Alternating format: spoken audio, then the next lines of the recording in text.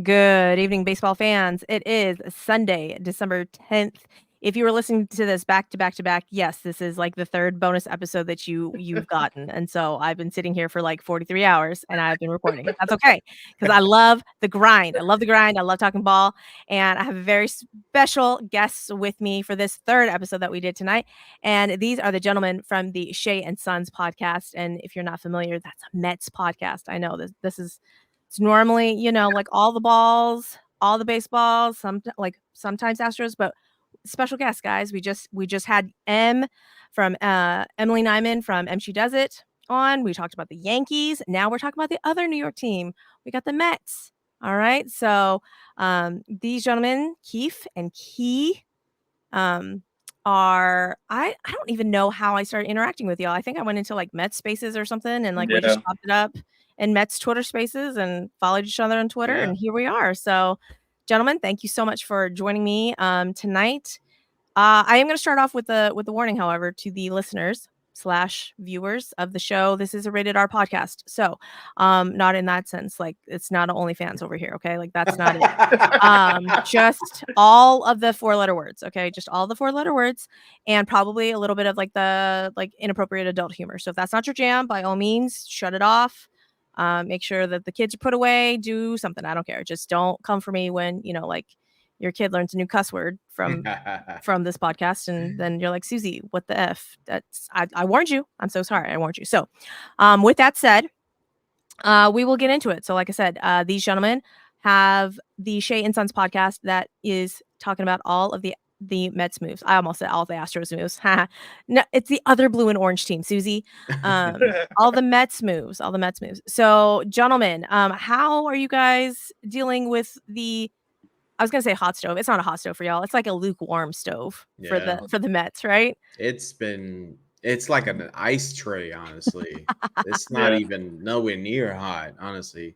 We're dealing with it. It's kind of like wearing on a lot of the fan base. The fan base is like absolutely like on pins and needles because things that are happening across town has a lot of Met fans rattled. A lot of Met fans love to pay attention to the other team. So unfortunately, I don't know why. I don't know why Juan Soto to the Yankees would affect y'all. I don't know neither. It probably means more for y'all. You know what I'm saying? Like, who cares from the Mets standpoint? But that little brother syndrome kicks in. Right. I don't know. What do you think, baby brother? I care. And it might be some little baby brother bullshit, which is fine. But I give a fuck because I want Juan Soto. Why can't I have him? You know what I'm saying? So obviously from that perspective, I care. But on a day-to-day basis, no, I don't give 2 fucks about Juan Soto. I'll look at the highlights, see what happens, how they lose like a 4-run game, in the 9th inning and shit like that. I'll watch that. You know what I'm saying? I'll watch it when they face when y'all punk the shit out of them like I normally do. I'll watch that. You know what I'm saying? Yeah. I don't know why you're not happy with DJ Stewart out there in left field. Like, You're right. I did post DJ Stewart highlights immediately after they got Juan Soto. You know why? To remind everybody, DJ Stewart is here. Fret not. You know what I'm saying? DJ Stewart is gonna have like a 3-week stretch. He's better than Juan Soto. I guarantee Come on now. it. Guarantee it. And shameless Met fans will praise it, which I'm one of them. So it will. It would be beautiful. I will expect all of the highlight reels from DJ Stewart. So before we started recording, I was telling y'all that like I wasn't really keeping up with all of the Mets moves and rattled off like 3 of them. So the top 3 off the dome. Joey Wendell from the Marlins. Yep. So Util infielder. Super. Yep. Luis Severino. 1 year. No, 1 year, 2 years. Yeah, 1 year, 13 mil. Okay.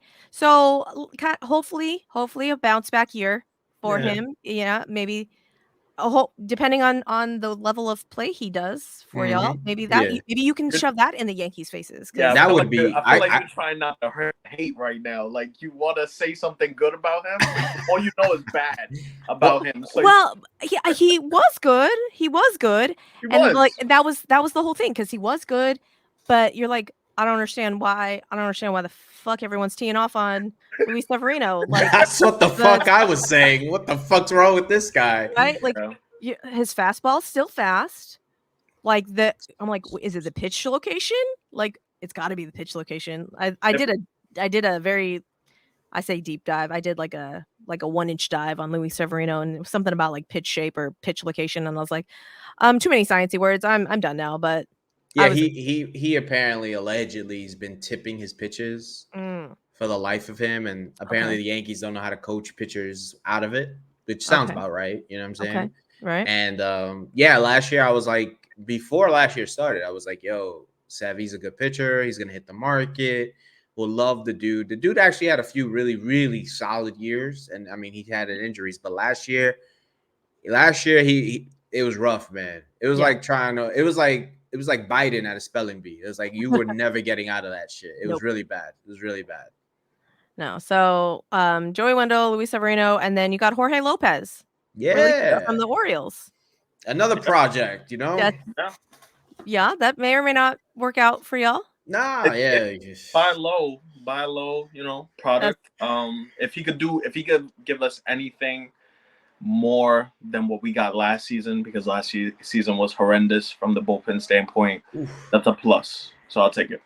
Okay. Yeah, man. I think the cool thing about Jorge Lopez is that he has a strong relationship with Edwin Diaz, with Francisco Lindor, and we did bring over the Puerto Rican national team's pitching coach to be in the bullpen. So there is some sort of like continuity. Yeah, brotherhood kind of feel there. So maybe like, because Jorge Lopez has also like had a history of like some stuff going on up here. Like if he messes up one game, it'll last like 2 weeks and he can't get himself out of a mess. So maybe with these guys to put their arm around him, you know how baseball is. Some of these guys, they need an extra love and tender loving care and a day off here and a day, you know, it's a whole mess with these guys. But yeah, so there is some type of optimism, but you know, let's be real, man. The Mets right now aren't doing jack shit right now as we speak. This is not like what we all expected. Honestly, not that we were expecting big names or anything. Well, technically not like maybe a quarter of the guys have signed, but by now I thought we would have gotten like a substantial names. I don't know what the fuck's going on with the guys. I really don't. Yeah. Well, I mean, honestly, we all knew that Shohei was going to be like the big domino to fall, and nobody was going to sign until after Shohei signed or whatever. Yeah.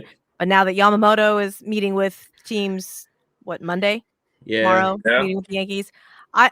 Honestly, as soon as Yamamoto's off the board, then all of the other pitchers will be off the board, you know? And so just like, where's this guy going to go? And then depending on where he goes, it's the name that has people like not able to function at work. Like, honestly, you hear Yamamoto and you're like, what happened? Did he sign? You know, like it's people don't know really how to control themselves with this man. This man literally has the city literally like in the palm of his hands. He has no idea. It's going to be hilarious when he signs with Dodgers, but neither here nor there. But yeah, like that'll shatter, like taxes might go up 10% after that, but I don't know. It's rough right now. It's rough. John Rossi says that y'all only need 2 starters, an outfield, a DH, and 2 relievers. That's all. You know what? That's it. He's not wrong. If you really want to think about it, he ain't really wrong. He ain't wrong.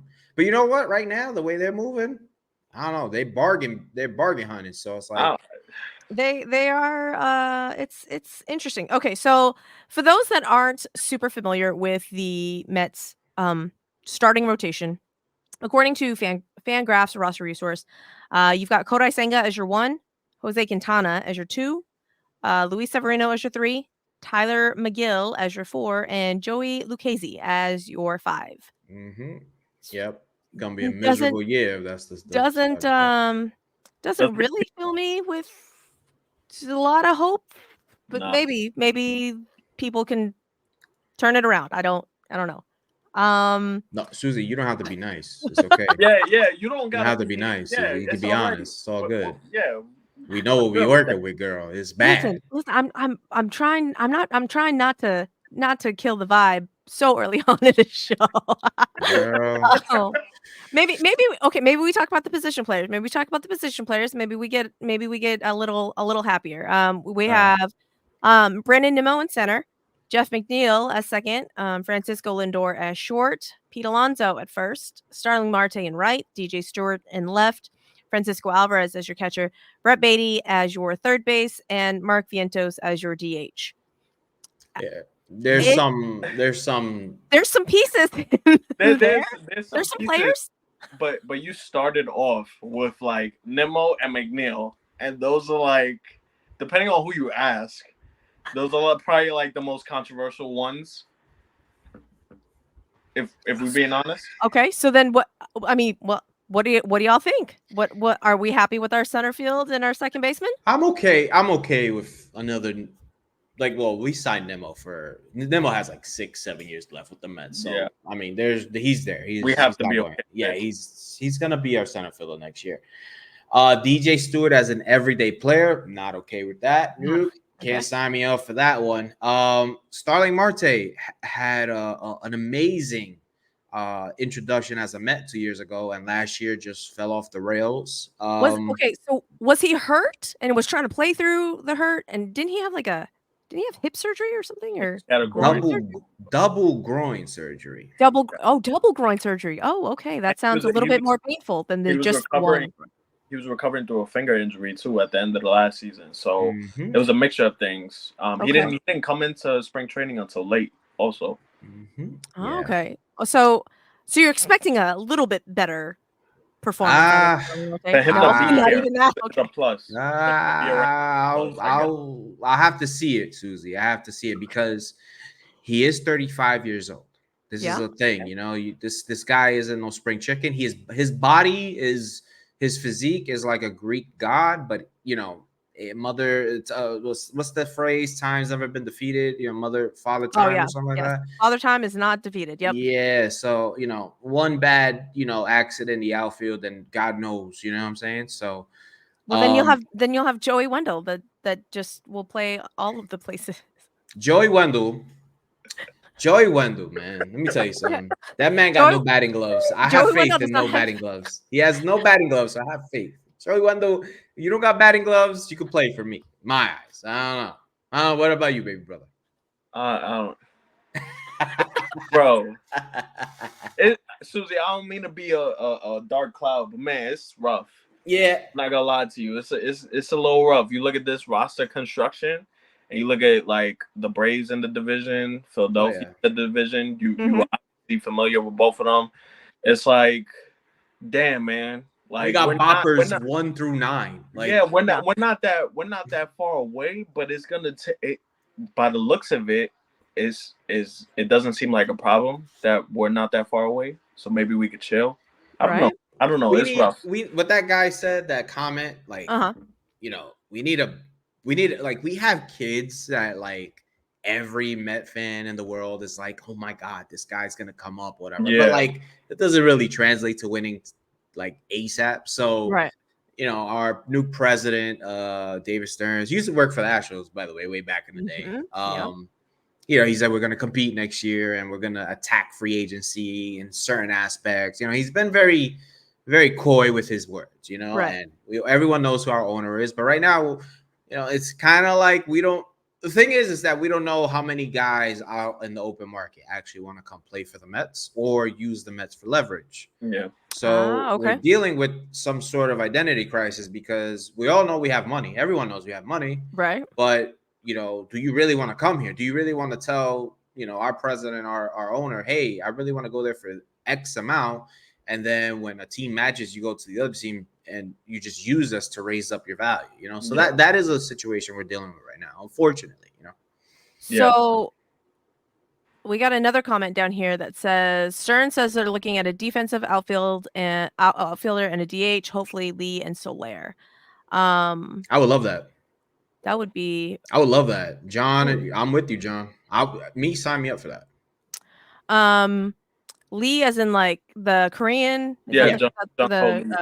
Okay, and then so bat to ball, and then Soler that's just gonna hit 99 bombs. That would be delightful for y'all.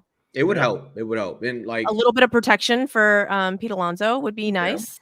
Yeah, and that Pete and Lindor have kind of just been doing everything. Like these guys need help. You know, we have a young catcher, kind of like you know, with Diaz. Francisco Alvarez is like our star. Like we really, really have high hopes for him. He in 800 innings, he had a DRS, defensive run saved. He was top 5 in the league. So a lot of people thought his defense wasn't good enough. He showed it last year. He was very, very good behind the plate. He's growing. He's only 22 years old. You know what I'm saying? 25 home runs, as you know, at that age is pretty impressive. So me and my brother love Francisco Alvarez. He like adores him. So like we have high hopes for him. There's also Ronnie Mauricio, who we hope can be on the field a lot more. We hope and pray. He just actually got hurt in the Dominican League, so that just means the season started for the Mets. Somebody getting hurt, so it's no big deal.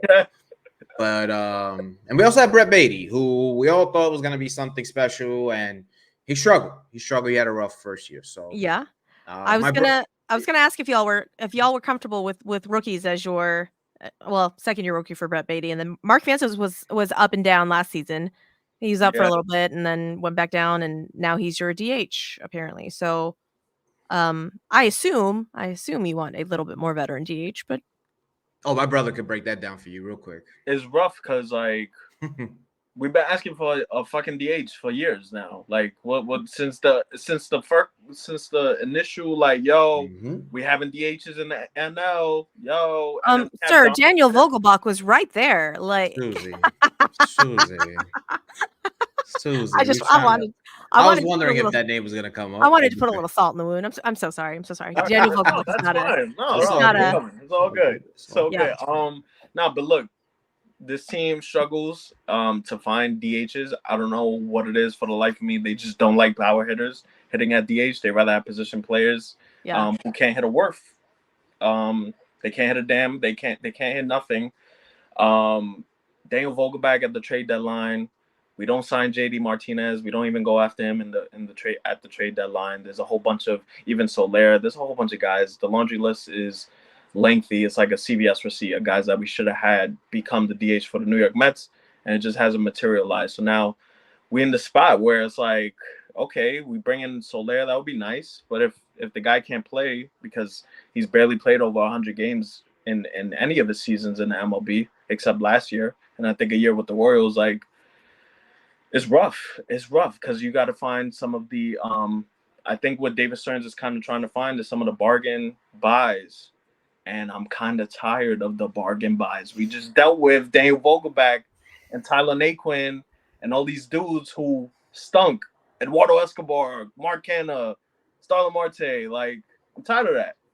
It would be really fulfilling for us to answer the bad buys, like the Verlanders and the Scherzers, and not trying to shit on Verlander or anything, but like we gave him a lot of money and we're paying him and he's not here. And just like other guys, like what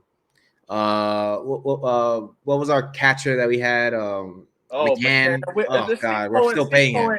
Is a sugar daddy to some of these players. It's unreal. So, but my thing is that like it would be a real good flex that like let's just say like we can't get Yamamoto. Like, and we have to acknowledge that is a real possibility. Yeah. Right. Go get 3 bats, go get 2 starting pitchers, and let's rock. You know what I'm saying? Like, just do it. Like, who cares? At this rate, in my opinion, I understand the factors about like luxury tax and penalties and draft pick compensation and all this shit that really does matter to like everyone wearing a suit, but not motherfuckers who paid to go to the game, like me, my brother, and anyone else. But like honestly, the gentleman who tweeted it or commented earlier, it's not that far off the realm of possibility that the Mets can compete with like the Phillies and stuff like that. So just go flex, and you know what? Eat it. Like, we're already paying X amount of money. It's gonna be off the books in a year. What does it matter if you go pay a Soler or Teoscar, whatever? I don't know, a young Hooli or whatever.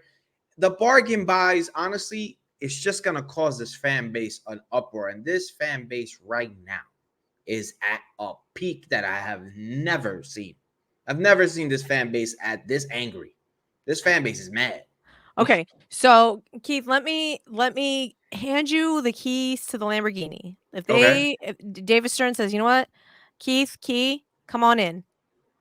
Uncle Cohen, here's your checkbook. Free reign. Who are you gonna go get?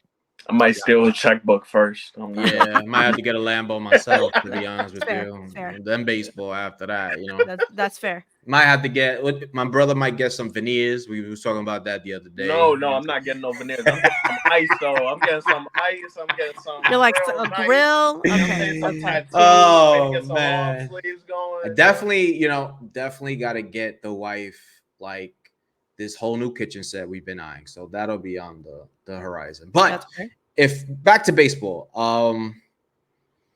it got to be Yamamoto. That's the easy pick. I'm pretty sure you agree, right, Key? Yamamoto, yep. I'm assuming. Yeah.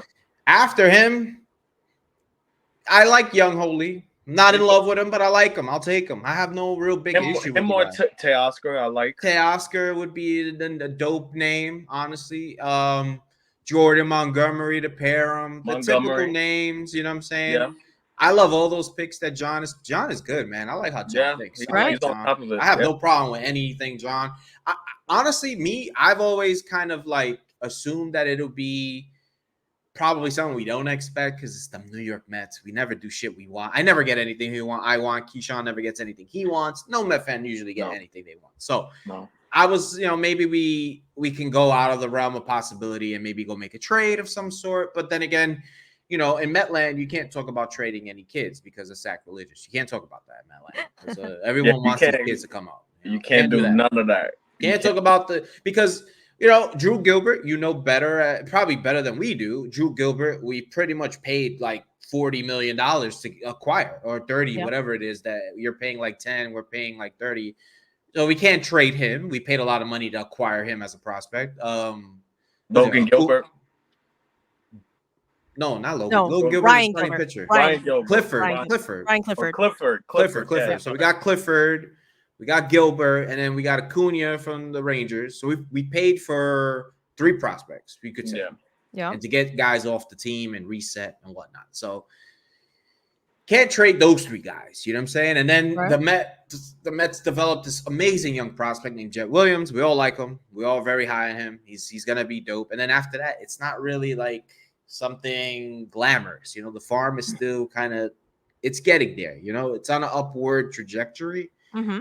But I wanted to give it more time for it to really be like, wow, the Mets have like one of the best farm systems. But we're getting there. I think I got like a fuck them kids list, and I think Luis Robert will be on it.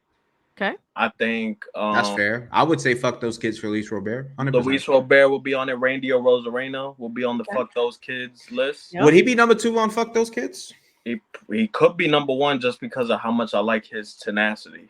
And the Mets haven't had Luis Robert will definitely be Luis Robert is like he's the better number 1. That, but we want to talk about like, I want this guy to go to war with me. It's Randy Rosarena. I think depending on who you ask, some people might say Corbin Burns. No, I don't like him. I think the bum. I like the kids more. Yeah, I wouldn't put him on the fuck them kids list. Okay. But there's definitely guys. Blake Snell. Well, we would sign him out, right? Blake Snell will be signed. But how much? How much would you pay him? Would you be happy with Blake Snell if they went out and got Blake Snell? Because I don't want to touch Blake Snell with like a 10-foot pole. I don't think no one wants. Okay. I don't know which version of Blake Snell I'm gonna get. Yeah. I'd rather get Montgomery in here. You know what I mean? I'd rather take a chance on that. What about Dylan Cease? I love Dylan Cease. I would take a chance on Dylan Cease. I like Dylan Cease. I think there's Cy Young capabilities there. You know what I'm saying? Okay. What about Cody Bellinger? Yes, without a doubt, no question. That's tough because where do we have him? What's the thought process? Where are we playing? We can't play him in center if Nimmo's gonna have hurt feelings because that's what he does. He's one of them, huh? Are we gonna play him in left or right? Right? Are we gonna play him at DH or at first base? What do we, Play him in right. You play him in right. Marte. Move Marte over so he doesn't pop a titty, or anything like that. And outfield, you give him Lindor as the little cushion to make the throws. And then, God forbid Pete Alonso doesn't sign. At least you have Cody there, God forbid. I want to keep, Pete Alonso. But in the event, God forbid, you have to address these things because, shit like that happens in Major League Baseball, especially to the fucking Mets. We always lose great players. So, it is what it is. Yeah. We might have to create a fuck Peter, like what would be the Pete Alonso list for the fuck them kids list. Like we might have to start thinking that's about a good idea. We the should way definitely. the trajectory of Pete Alonso. Suzy, we got a new pod in the making. It's called, fuck Pete Alonso. we get a cease and desist letter in the mail. We're being sued for libel. I'm like, is it really libel if it's true? No, I'm just kidding. Oh man. So we get some comments in the chat. Subway Shea says, why can't we ever get Andrew That's such Chafin? a good point, yo. That is such a well, I feel like we're always in the running for Andrew Chafin every year. You know what it is? It's like every Met fan wants that reliever to look like him. Big fat dude with a fucking handlebar mustache. So just I don't give a fuck. Yeah, the new Heat spell. Yeah, like oh fuck yeah, let's just throw a fastball. Don't give a fuck about analytics, you know. I described him on the last episode or 2 episodes ago or something as the guy who I would not be surprised at all if he just shotguns a beer and then goes into like pitch. That's couldn't agree 1,000%. Yeah, like Eastbound Down type shit. Yeah. I couldn't agree more, honestly. I feel like he's that guy that like has that weird superstition that the whole clubhouse, like Jason Giambi had a golden thong, like some shit like that, So right. I could see that with him. Sure. Subways, you don't want him, we don't want him. That comment was in reference to Blake Snell. Oh yeah, like how much would all right, let me ask you guys, how much you think he's getting? I don't know. Right now, baseball's throwing out billions of dollars. Let's be real here. Like, what the fuck? I think a reigning Cy Young Award winner that definitely gets you over $200 million. Okay, but that's just it. Now he's won 2. Now he's won 2 Cy Youngs, but those seasons between the Cy Youngs, awful, mid, shitty. I'm like. It's like going to Subway. It's like you got that nice bread, the ciabatta bread, and it's nice and toasted. The top is great, the bottom is great, and the meat is like raw. It's not even that good cooked. It's like all that shit. It's like a bad microwave. Everything is microwave. Yeah, a microwave sandwich. Yeah. Snell scares me. Snell scares me, especially if you don't have a defensive, like a very, very good infield defense. I agree with that. That's a very good point. You got to have like that infield defense on fucking lock if you're going to sign balls. And if you're going to sign Blake Snell, and he's going to walk, he's going to walk everybody, so people are going to be on base. I agree. Right? I agree. So 100%. Everyone's got to be on the same fucking page if you sign Blake Snell. Man, Suzy, Blake is pitching tomorrow. Oh fuck, we gotta like get our shit together. Fucking right? Blake's on the mound. Yeah, So it's one of them. It's one of them. Like I don't know. Like it Blake Snell scares me. Like Seattle. Anytime. Watch Seattle. Oh God. Seattle. Well, he wants to go there. You guys would have to deal with that. So I mean, it's actually kind of gift and a good and a bad thing. Right? Yeah. I have so many questions, Astros related.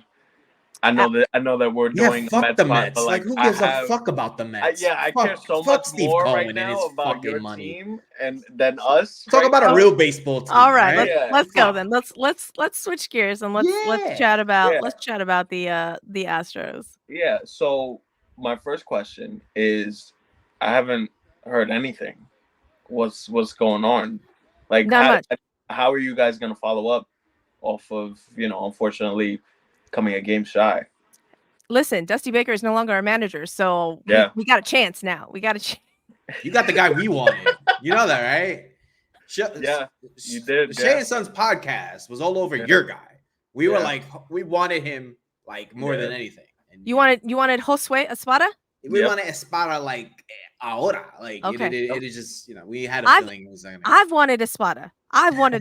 For like the last 2 years, sir. Yeah, Dusty was. Thank God for the talent on that team. That's all I gotta say. Okay. I've people are like, you don't know ball because I've literally said that we won the World Series 2 seasons ago in spite of Dusty Baker and not because of Dusty Baker. Yeah. And A, because I'm a woman, and B, because people suck. Everyone's like, oh, you don't know ball, blah blah. And I'm like, motherfucker, I literally watched like all of these games, and like there was no moves that like Dusty Baker needed to make. Like don't get me wrong, like I would love to just sit with Dusty Baker and just like listen to all the stories that he could tell about all the things. Okay. Yeah. But I don't want him in my dugout. I don't want him in my dugout. making the decisions. You No sound like wristbands. No you wristbands. sound. You're not wristband gang. No. You know who you sound like? You sound like a guy I know who roots for the Mets. His name is Keith. And he used to wonder about Buck Showalter every day. He used to just wonder about him. You sound like that guy. But anyways, back to the Astros. Just back to the Astros. Yeah, no, I've wanted Joe Espada for a long time. Now, granted, there's some Astros fans out there that are like, we need to be making the move. What moves? What moves? Tell me, because 99% of our roster is coming back. I Okay? heard through a grapevine two things about your team. Now, one of them kind of got debunked. Okay. The other one didn't, though. All right. So one that kind of got debunked. Maybe you could touch on it. I don't know where Bregman's on the market. Like, what was that? I don't even know. I don't fucking know. Now, there's no way you're gonna trade Alex Bregman. He's too good. He's too good for you. He's like the heart and soul of your team. He is. I mean, him and Altuve. However, I don't think Crane is going to give Bregman the money / years he wants. Okay. So it's the Springer shit. It's the same shit. Well, yeah, no. I mean, Springer was mad because we manipulated service time. So he wasn't. I didn't know that. He was a little bit sour as it was. Now Bregman, I've always, in my heart of hearts, I'm kind of leaning towards, and this is just like a wish, obviously, because I really want him to stay. I think he would take like a hometown discount to stay. He loves, Reagan is from, his wife is from Houston. He Breggy Bomb, salsa, got, brand deals fucking everywhere. HEB, all that bullshit. Yeah. I mean, him and Altuve are it. Those are our guys. But 100%, I agree. And Jordan too, yeah. Yeah, but I mean, Crane has shown that he's willing to let him walk. Yeah. I mean, we let Springer walk. We let Carlos Correa walk. We let Garrett Cole walk, and every single time other guys have come up and filled in and done wonderfully. Like when Carlos Correa left, the city of Houston was in shambles, right? I technically wasn't, because I was never like a huge Carlos Correa fan. I mean, I liked the guy, but I was like, all right, whatever, When Jeremy Pena came up, I was like, Jeremy Pena is my shortstop. I'm good. I'm good over here. Like, thank you very much. Let me ask you a question though. If you had now, looking at it now, because I know Pena's kind of like been bring me back Carlos Correa. I had a feeling you were gonna say that.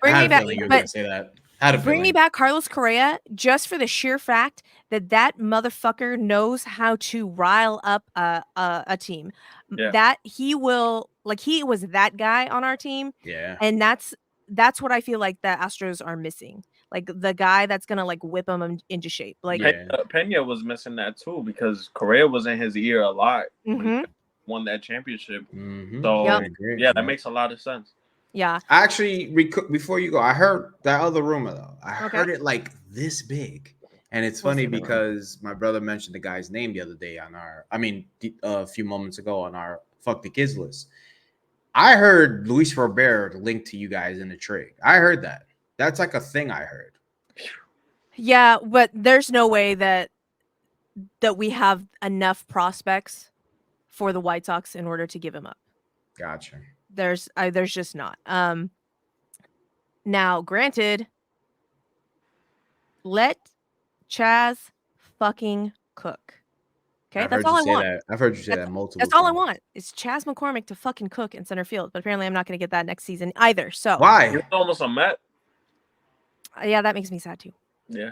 Wait, but why are they putting Mauricio Dubon in center field? Why? Thank you, Dusty Baker. Yeah, but he's not here no more. So like, what? So as I'm saying, like, wouldn't Espada kind of like, So it has been said. It's already been said that Jake Myers is going to get run in center field. Now he is our best defensive center fielder. There's no two ways about it. He is our best defensive center fielder. I think my issue with Jake Myers is that he is fucked in the head after his injury. You cannot against the White Sox, right? Yeah, when he went into the wall. I remember that. Yeah, I'm like, you cannot convince me that motherfucker is not scared to get rehurt. Now he has made some plays that I think he's like, oh, okay, I can go hard after the ball and I won't get hurt. Like and you can kind of see him get a little bit more acclimated. But the outfield carousel that we had last season between Chaz and Jake and Mauricio Dubon and Corey Julks, like if you don't use it, you lose it, according to, all of the athletes. So I don't know anything about that because I'm a bump on a log. But that's what the people tell me. That, True. you gotta have at bats, you gotta see live pitching in order to actually be able to hit a ball. Yeah. And unfortunately, since Jake Myers was not one of Dusty's guys, Jake Myers did not get the run. That sounds so familiar. Yeah. That sounds extremely familiar over here. Yeah. I don't want to talk about it. I don't want to bring that shit up. Oh yeah. I have another question. Genuinely. Okay. I'm sorry to interrupt, but No, I have so many thoughts about your team because I'm so fascinated. Because you guys win and you guys kick the Yankees' ass, I appreciate it so much. The Jose Abreu situation last year was kind of rough. Obviously, he came along and he definitely showed up in that Texas series. We all saw it. But how much leeway will he be getting this year, you think? I think that he is going to be used properly this season, and given the rest that Dusty Slander's going out of control right now. Listen, poor man's on his couch sipping on some wine and we get killed on this shit. Okay, like for the longest time, I was like, something is wrong with Jose Abreu. Like, does Jose Abreu need to get his eyes checked? Because he's getting older. Like, he's 36 now. Yeah. Like I'm 41 and I'm like, I can't, hold on. I'm pulling my phone away from my face because I can't see anymore, And it wasn't until it hit me that I was like, I don't know, maybe he needs to get his eyes checked. I'm just saying, like, okay. After he went on the IL for 2 weeks, he came back and he started playing better. And I'm like, would you look at that? I don't know. Maybe we don't play the 36-year-old first baseman every motherfucking day. Maybe we give him a day. He literally gives everybody else days off. Mm-hmm. Yeah. But, but we don't have, we didn't have a suitable first base replacement. Didn't he go crazy in Oakland and then he went on a tear? Yeah. He hit his first he hit his first home run in Oakland. Oh yeah, I remember that. Didn't he hit it inside the park home run too? I could have sworn he did that. I don't know if it was inside the park. He did some crazy shit in Oakland. I'm telling you, I kid you not, I remember some weird shit. I don't remember. Something where he was coming around home and some sort of I don't know. I might be bugging. Well, his first home run that he hit in Oakland, he when he ran around the bases and then he slid into the dugout. Oh, that's what it was. That's what it was. He slid into the dugout, and that was funny. That was the whole hoopla because he slid into the dugout, and then Chris Rose fucking tweeted about it and like, oh, you can't show up Oakland, blah blah blah. Yeah, something about and then like our team I remember socials tweeted out like tens of runs in front of tens of fans or something, and apparently that was off color. Oh my god, you can't say nothing bad about a bad franchise. Good lord. Yeah, whatever. But yeah, I have a question. So last season I was kind of rooting for you guys. I'm not gonna lie. I was rooting for you guys. I wanted, if I had to pick a former Met to win a ring, it was gonna be Verlander over Max. That was me. But I'm watching you guys in the playoffs, and I'm not being able to win a home game. What were you wondering about that too? Yeah, dude. Not only that. Not only that. Framber. What the fuck? I was gonna ask about him. That's my boy. That's my son, my number one boy. He shit himself. Javier was like the Framber I thought. And what? Like, you want to talk about Dusty just getting railroaded? Let's fucking go. Okay. So you want to know? There we go. Let's go. You want to know about not being able to win a home game?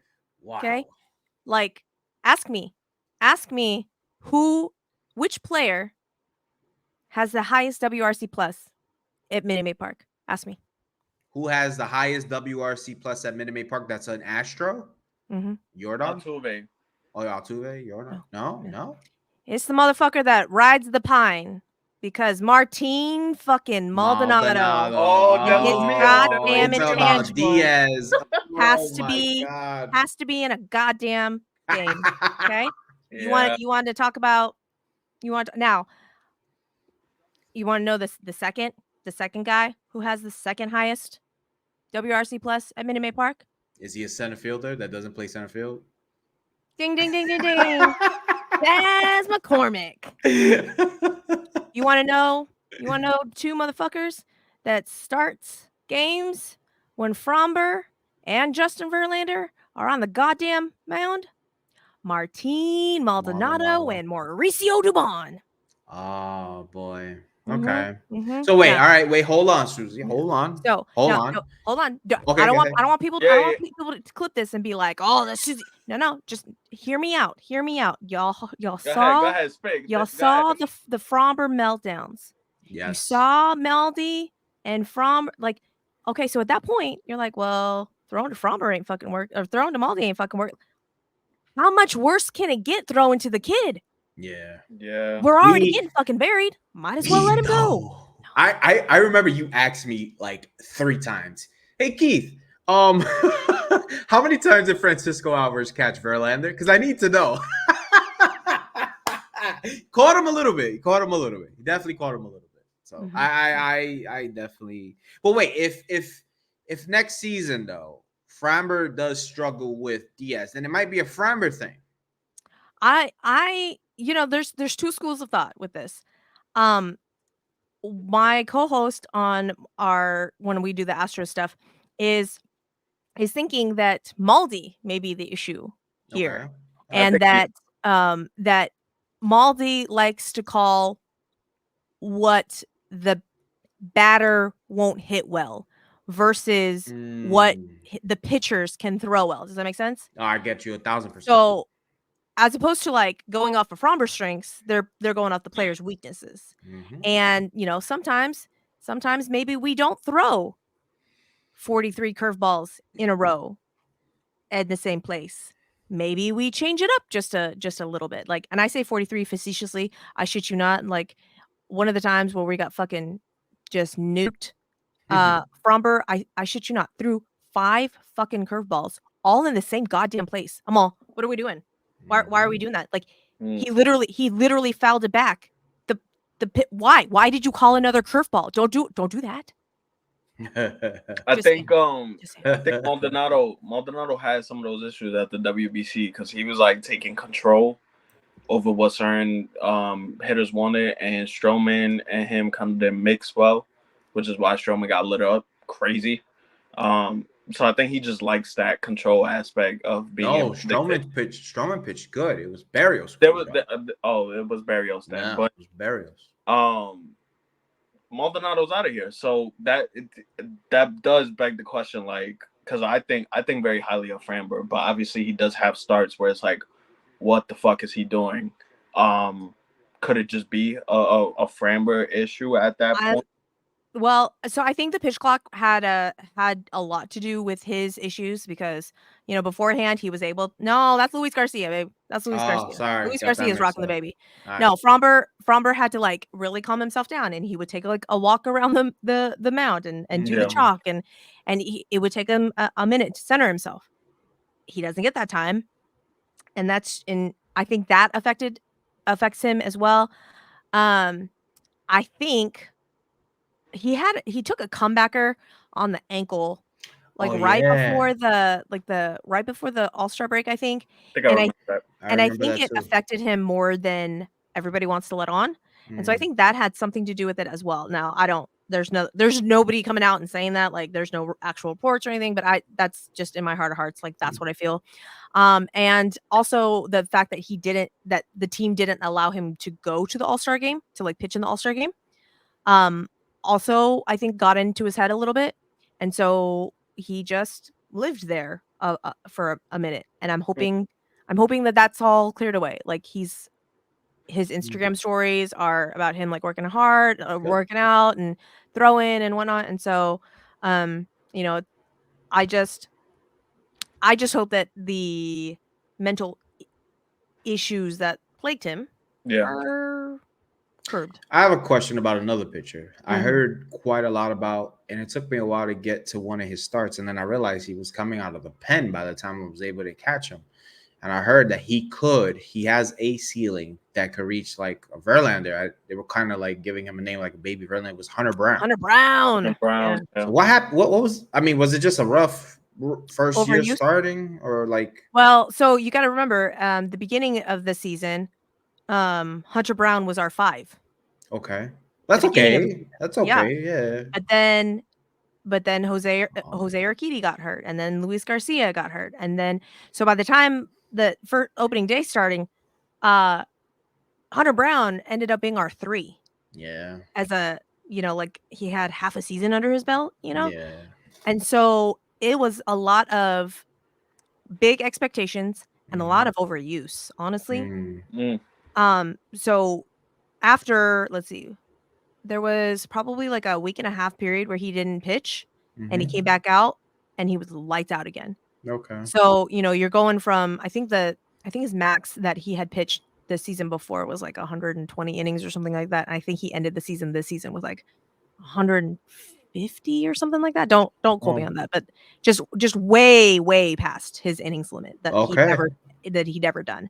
So I think it was a lot of him getting used to the workload to begin with. So ideally, I mean, so like right now as it stands, we've got like 6 starting pitchers, with Hunter Brown and JB France and Jose Urquidy like kind of back there. I would love to put Hunter Brown back in the pen and kind of use him as the swing man that like Christian Javier was like 2 seasons ago. That'd be nice, yeah. Swingman role was like the new in vogue. Like that shit is like the new backup quarterback. We talk about it all the time. Because just to like lengthen him out more, because he is lights out when he has like a game plan of 4 innings. Gotcha. You give him 4 innings. Sounds like Tyler McGill. Okay. Yep. Yeah. But 5th inning, it's a little iffy. And then and Dusty was notorious. Dusty was notorious for trying to get to the 7th inning. I'm like, you cannot push this man to the 7th inning. Like you cannot. And I think that was kind of Hunter Brown's issue, was because he didn't know how to kind of figure out how to get from first inning to the end of the 6th, Gotcha. Like he wanted to try and conserve his energy, but then in order to conserve his energy, he wasn't pitching as well as he or wasn't as fast as he normally does, which kind of threw him off. That falls on coaching, it feels like, though.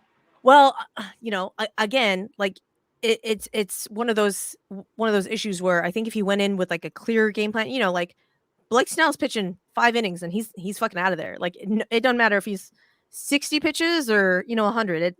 It doesn't matter. Well, but there was a situation that we had similar to what you're saying, and it wasn't even a pitcher. It was, we were using Francisco Alvarez like a lot more than we all anticipated. I think even the Mets, and we were at a point where our offense was so inconsistent, but like he had like a really hot stretch, and then he hit a wall, and then he played through the wall and through the hot stretch, and he actually openly said publicly after one of the games, like, I'm tired. Like, I'm like, because, you're in the minors, you're not playing the way you're playing in Major League Baseball. You're playing like 3 games a week, maybe, or 4 games, whatever. Major League Baseball is every day with travel, you know what I'm saying? Yeah. So, like, that makes a lot of sense, because I was like, damn, man, like, I heard tremendous things about Hunter Brown. And then when I caught him, I was like, damn, he's coming off the pen. Oh, yeah. What's happening there? So, got you. I got some. Kyle Tucker. Like, your man's went ghost in the playoffs. Like, man. And he don't really strike me as the guy that would do that. But when Jordan needed a running mate, he was just gone. He was nowhere to be found. And usually that's not like that. You guys thrive off of like, being able to have such a lineup that's so deep that a guy like Kyle Tucker could hurt you, a guy like Bregman, Jordan. But like now with your team construction, it's only like 4 or 5 guys. It's not really the same 1 through 9, So when you lose Kyle Tucker and you see Adolis go ham like that, and Jordan is trying his best, crazy. It's like, yo, what the fuck? Yeah, I was stunned that he had such a bad postseason. Yeah. Stunned. Yep. Well, and then you saw it get to him. You saw it get to him because didn't they move him down the lineup? Yeah, the catch. He should have made a catch. Oh yeah, and the catch right too. Field. Like, and then he made it. I think he made it like 3 innings later. But the game was already and over. The game was over. He could have made the catch 3. Yeah, remember that shit. And they moved him down in the lineup, right? Some shit. We did. That. We moved him down in the lineup, but that was already too a late. thing, anyways. Yeah. But you could see him struggling going from batting gloves to no batting gloves, batting gloves, you know, and then and you could see how frustrated he was after that. And you know, when Mauricio Dubon is fucking backing you up, like he's not going to get any pitches to hit. You know what I'm saying? And so, and then it just compounded into. And typically, he is so good about leaving it at the plate. Like if he's not getting it there, you know. Yeah, he's a great hitter. His defense was not there this season. It wasn't. And so I'm like, oh, Kyle Tucker, like what's happening? But I think it got into his head, and honestly, I think he was fucking tired too. Yeah, because that motherfucker played literally every game. Like Jordan was hurt. Y'all played so many games this season, though. If you really want to think about it, like y'all go deep every year. And you know, and he did the WBC, and so you know, I think I'm not blaming the WBC like by any means, but I'm just saying like that it's a lot of baseball. It's a lot. And you guys had a lot of fucking guys hurt, and he was the one that was like there the whole way. And that makes a lot of sense, you know what I'm saying? You know, and so he was like, I mean, he led the AL with RBIs. So everyone's like shitting on. I'm like, did y'all forget what Tucker did? Like literally the entire season, like the entire season. And I mean, I get it. Like he disappeared in the playoffs, but normally he's there. Like I agree. And even some of those games where he wasn't actually getting a hit, he was walking. You know, and so he was still contributing, just not in the way that we normally see him. We battle with that. We battle with that with Pete and Lindor, both of them. A lot. So we can understand completely what you're talking about, where everybody's like, oh, but they didn't do this and they didn't do that. And it's like, yo, take these guys off the team and watch how bad that lineup suffers. So we can relate to that, definitely. But continue. But yeah, no, I mean, so like he disappeared, and it was not the greatest time. It's not the greatest time for Kyle Tucker to disappear, you know. But unfortunately, it is what it is, and you know, we wanted. I was gonna shit on the Rangers, but I can't even. Oh, segue, perfect, nice. Wanted to ask you one last thing about you know Astros. All right, like how high are they on the fuck you list? They got to be up there, right? Like they got to be like enemy number one, right? They have to, especially Adolis Garcia, right?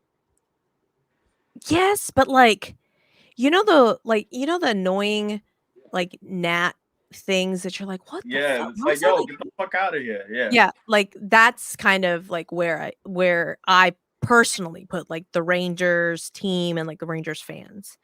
They're good, Suze. Look, if I'm gonna spend $500 million on my fucking infield, they better be fucking good, okay? Well, do you want to talk about wasting money? Let's get right back into it. Do they have a manager that's going to play their young rookies that are outplaying their veterans? Absolutely. Am I a little salty about that? Absolutely. Okay. Like, I don't know. I don't know where, you know, and everyone's. Again, this is we're running a train on Dusty on this episode. Yankees rank higher? In my head, the Yankees rank higher. Yeah. Okay, that makes sense. I respect that. That's real hating. I like the real that. hating between both fan bases to be like that. I like it. So yeah, well, and then everyone's like, well, what about the Mariners? Fuck you, Mariners. Like no one's talking about you. Yeah, they fucking suck. Like they'll tease you the whole way. Fuck them. But you know, it's one of those like I just got most of those motherfuckers just have really punchable faces, and this is why God made me small. So because if he made me like a bigger human being, I'd be in jail. I feel that way about Atlanta, so don't worry. Punch everybody. Me with Philadelphia, definitely. So I get it. Well, you know, it's one of those where like I really expected the Rangers bullpen to implode. Me too. We all did. It just never happened. And I was like, why? Where is it? And it came close a lot. Yeah, they like that one game against. Yeah, that they were the definition of bend but don't break. Like literally, it was crazy. They should have lost a few of those games. And and everyone's like, oh well, the Astros didn't win the division. The Rangers didn't lose the division. I'm like, first off, granted, we have the quote unquote same record, but if we had a capable manager, I guarantee you we would have won. We would have won at least one more game. At least one more game. If we had a capable manager that didn't put in Bly Madris as a fucking DH for 5 fucking games. Exactly. You're like, who the fuck is Bly Madris? Exactly. Yeah. Sounds like he's gonna be a Met in like 2 weeks. Exactly. He's no longer on the team, and I want to say he's on some other minor league roster right now. You know who I do like that doesn't get a lot of recognition? He's young. I like that Corey Jokes kid. I like Corey Jokes. Corey. He's all right.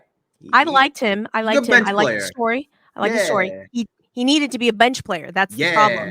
That's the problem. He needed to be a bench player and not the everyday left fielder for a long ass time. So that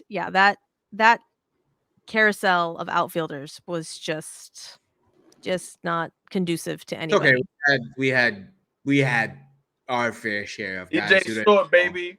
No, who was our second baseman? the dude from Long Island. What was that guy? Danny Mendick. We had a guy named Danny Mendick. Oh yeah. I remember. Yeah. We had Danny Mendick. We had Jonathan Arayuz. We had Rafael Ortega. Oh. We had Gary Sanchez when he was bad. When he was bad, we had Gary Sanchez. And then he went and had one of his best years as a pro. As a Padre. Yeah. Fucking insane, bro. As Blake Snell's personal catcher. That's a good point. It's a fucking good point. Whoever gets Blake Snell might as well go bring his ass in there. Just saying. Great fucking point. A reunion? Is that what you said? Yeah. Fuck that. Hell no. Fuck that. Send that shit to Seattle. That's where I think he's gonna go. They're gonna throw him like 2. Gary Sanchez in Seattle is better than fucking Mike Zanino. Yeah. Well, they got another dude. They got Mike Zanino got Tom Murphy. Guardians. They got some random. Listen, I wanted Tom Murphy. Murphy, New York. Technically, I wanted Mitch Garver, but we ain't paying Mitch Garver. So I was like, okay, I wanted Tom Murphy. Like, bring me Tom Murphy. But we signed Victor to me. So. Yeah, the Rangers breed just catches out of their ass right now. You guys make starters out of nothing. I got to give you guys credit. Like, you guys will find them in the Dominican and the Cuba, wherever, and you literally turn them dudes into like A1 starters. I got to give you guys credit. Your system is incredible. Our pitching coaches are incredible. And our farm system, while our farm system is never highly ranked. No, it's amazing. I'm gonna throw some shade because the international guys. Drew Gilbert was not ranked highly when he was in the Astros farm system. Then as soon as y'all pick him up, Drew Gilbert, look at Drew. I'm like, motherfucker, he didn't change that much. No, that's so true. That is so true. I actually had the pleasure of going to watch Drew Gilbert and Ryan Clifford live. I actually had that pleasure. And I will say this. See, and I like Ryan Clifford better than I like Drew Gilbert, actually. I think Ryan Clifford's gonna be a better Clifford player. Looks like the look of him. He looks like a pro already. Like, forget about like what he does. Like, I don't care about his stats. I just looked at him. I said, this fucking guy. He actually looks like Tucker in a way. Like, he actually he's tall. He's muscular, whatever. When I saw Gilbert, I said, and mind you, we have a few more prospects that play with him and whatnot, and they're all kind of like below 6 feet. And I'm like, damn, Drew Gilbert, Drew Gilbert is tiny, fuck. But the motherfucker rakes, man. I gotta, he's a little feisty kind of dude. I gotta give him credit. But yeah, he's tiny as shit, man. He's nowhere near the size of Ryan Clifford. Yeah. So that's probably what it is, they probably kill him for that shit too. Well, no. Because they kill him because he's in the Astros. That's just me being salty. That's just me being salty. Well, you guys, your international players are tremendous. Yeah. Incredible. Well, but that's the other thing though, because everyone's like, oh, the Astros farm system, blah blah blah blah blah. Then everyone's like, oh wait, but no, we want this guy and we want this guy. And then like when they get those guys, they're like, wait, this guy's awesome. Well, duh. And then because everyone's like, wait, Yainer Diaz, where did he come from? Wait, JP France, where did he come from?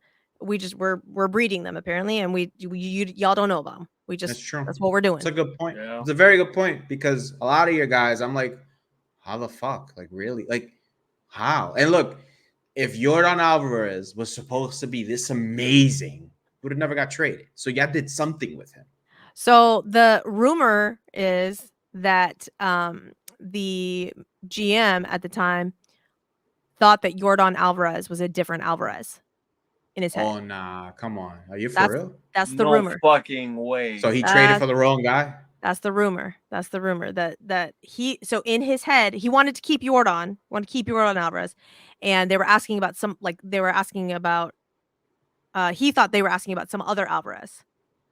And so in his mind, he was giving up the other Alvarez. Are you talking about the Dodgers GM? Yeah. The Dodgers GM. Oh, Yeah. okay. And so when, Holy Jeff shit. Luna was like, yeah, we want Yordan Alvarez. And the guy was like, okay. And so Jeff Luna was like, oh, all right. So Josh Fields for Yordan Alvarez, like straight up. Cool. All right. Let's ink that shit real quick. What's Josh Fields up to these days? Is he playing bait? Like, is he anything? I don't Good think Lord. so. He might be bagging your groceries or telling you where to scan the items. Yeah. Yordan Alvarez trade and like the Fernando Tatis Jr. trade, craziest robberies like ever. Easy. Yeah. Crazy robbery. Can't name the other guys in the trade. It's Hey, crazy. is Edwin Diaz supposed to come back this season? Yes. He'll be good to go. Opening day? He'll be good to go. He should be good to Sweet. go. He might be on a limit, like 45 innings, maybe some shit like that. I'm just making that shit up, but he'll be all right. He'll be there opening day. If we have a 2-3 run lead in the 9th inning, you will hear trumpets opening day. Sweet. I'm excited. So am I. So we're gonna be shit, but hopefully that takes our mind off. Edwin Diaz will be your lone bright spot. Amen to that, bro. Well, we got got a few of them. We got like 3 or 4, but I'll take it. You know what I'm saying? Okay. It's the Mets. Like, what do I expect? It's the fucking Mets. Like, All right. Well, I appreciate y'all coming on the show. We're gonna wrap it up. So, Keith and Key, tell the people where they can find you on the socials and whatnot. As you can see right there, my brother's name, we are at the Shea&Sons pod on Twitter. You can find us on YouTube at Shea&, like spelled correctly, Shea&Sons podcast. Yep. We're pretty much just staying right there. We were like stretching ourselves out very thin, trying to go on all these platforms. I don't know how you do it, Suzy. You're a beast. You're fucking awesome, by the way. But yeah, we're just strictly Twitter, YouTube for the foreseeable future. And yeah, we're all over social media. You'll see me ragging on the Mets and stuff like that, and my baby brother as well, and he'll let you know where he's at. Yeah, Shea&Sons, mostly on Twitter. That's where you'll get direct access to us. Obviously on YouTube as well. Thank you, Suzy. This was a blast. Oh yeah, so good to not have to talk Mets for like 30 minutes of this. Well, good. Good not to think about them, even though I had, to think about Mike Scherzer for a little bit and Justin Verlander for a little bit. But I had a good time, and fuck the Yankees as well. 100%. Thank you for having us. Yes. Thank you for having us. Real quick, shout out Verlander. Classy dude. Word. Shout out. Very classy dude. Very classy dude. Good in my book. Good guy. The other guy I can't speak for. Fuck him. Yeah. Good in my book. You will hear no arguments there from me. Nice. I will take JV over Scherzer all day, every day. So fuck Scherzer. 100%. Fuck the Yankees. There you go. There we go. All right, guys. So thank you so much for joining us on this episode. I will have all of their social links and podcast links in the show notes when I put this out. And don't forget to give us a 5-star rating. Right? Give us a review because we give a 5 stars, man. Yeah, come on, playing games, bro. Where the ladies at talking baseball? Come on, stop hating, bro. We're very few and far between. Amen. Shout out the ladies, bro. Subscribe on YouTube. Hit that red subscribe button. We would love that. And with that, we will say good night, goodbye, and yay, baseball. I'm gonna hit Instagram. Big up Suze, man. Big up Suze.